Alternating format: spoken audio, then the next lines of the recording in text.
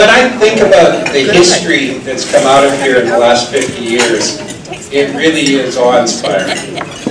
And it's not just doing the mathematics like I tried to do and thought about it. You know, our church celebrates its 20th anniversary this year, and that means it'll be 2043 before we reach our 50th, which gives you some dimension going that way, what it looks like.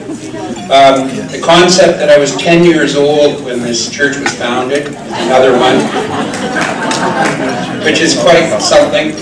And I think about the lives that it's changed and that it's transformed, and the people it's touched, and the magnificent job that's been done by each of the ministers, and the amount of effort and energy that it's taken to be able to maintain it and bring it not just to this level, but on a day-to-day basis. The amount of volunteers, the amount of ministers, the amount of prayer, the amount of treatment, the amount of work that it takes to be able to keep work going consistently and constantly for 50 years is awe-inspiring. It's absolutely incredible. And then I think about Dr. Catherine, and I think about how in awe I was of her when I entered into the movement. Dr. Maureen and I started at the same time, graduated at the same time, pretty much began our works at the same time. I remember Jason Reinwand, he was in our class, and he lasted about 3 days, bless him. He entered ministry and made his transition. And I think about the impact that Granada Hills has had on my career and on my ministry. I just speak totally personally from myself. The 30 years beforehand was a momentous thing to have happen. It was a tremendous thing to be able to work through that and last already 30 years. But just in the 20 years that I've been around, the people that have come out of Granada Hills have shaped and transformed our movement, and that means they've shaped and transformed the world. And I know as a member of Granada Hills, you might think, that's just him saying nice stuff, but it really is the truth. I think about some of the initiatives that have come out of Granada Hills in the time that I've been in ministry. I think about the young adult services that took place. I think about the things that Dr. Maureen has brought into place. I think about the lay programs that Reverend Mike is creating right now. I think about the number of people that they're touching and what they're adding to this thing called New Thought, this thing that we know as a movement that's transforming the world and creating a world that works for everyone. I share with you that it is the on-ground, on-the-floor people that are doing the work that's here. And for a long time we thought that churches were created or consisted of perhaps the leadership of them. But I will tell you something, is that our movement is based on a grassroots movement, and it really belongs and deserves to be recognized. It's the congregants and the lay people that have helped bring it together and help put it into motion.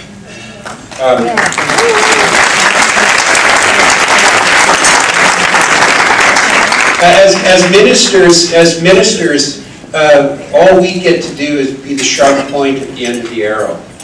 But it is the motion of our congregations and our laity that really make us work and really make it happen. And when I think about 50 years in action and activity, 50 years in developing and building, 50 years in teaching and educating, 50 years in transforming consciousness, 50 years of applying the principles that we hold to be true and hold to be dear into the world around us, it is awe-inspiring. It's absolutely magnificent. The people who built this center, who founded this center, who developed this center, they're all part of a cosmic chain which has to take place. And we, in turn, are part of that same chain. The great work that this center has done for the last 50 years, it is doing even now as I speak, and it will continue on, I trust, for the next 50 and then some. Because the simple fact of the matter is that we as a people and as a belief and as a faith are charged with making a transformation in the world. And where we are today, we have come to from the wisdom that has happened in the last 80 years, 90 years since Dr. Holmes was there. This center was founded 3 years after Dr. Holmes made his transition. That's awful close. But yeah, I kind of look at it almost in a biblical or Christian sense, is that first came the Christ, then came the disciples, then came the apostles. And I'll tell you right now where we are as a movement is we are just transforming between the apostles into the activity and the action of the ministry itself. And I am encouraged at some of the longevity that we see. Not all centers make it this long, you know. There's an awful lot that don't. And it takes an awful lot of love, and it takes an awful lot of work, and it takes an awful lot of attention, and most importantly, it takes an awful lot of consciousness to be able to maintain and develop this. I am really heartened by seeing all of the other churches represented here. I think that that's a wonderful sign.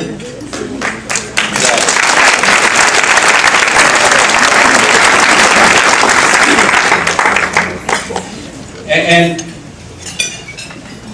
I know that the work that you are about to do is greater than the work that you've done. I know that the steps that you're about to take and the direction you're about to go in Granada Hills is greater and more important than the ones you've come from. And I say that knowing that the term important probably is something that someone could measure, but the reality is that we know that this consciousness that we have is expanding and growing. And it's moving into a new place and a new way of being. And the need for us and the requirement for us to be able to live in the principles that we espouse and teach is more important today than it ever has been before. We see it demonstrated in the world around us as we see the fragmenting of certain ideas, the deconstruction of something so that something could be reconstructed on the other side. And we can feel and we can sense the value of what we contribute to the world. So I would like to thank you for being here for 50 years, whether you've been here for one day or whether you've been here for all 50. And I would like to let you know that we at Centers for Spiritual Living Head Office honor, love, respect, and admire you for doing this. So, thank you very much. Please give yourself a hand.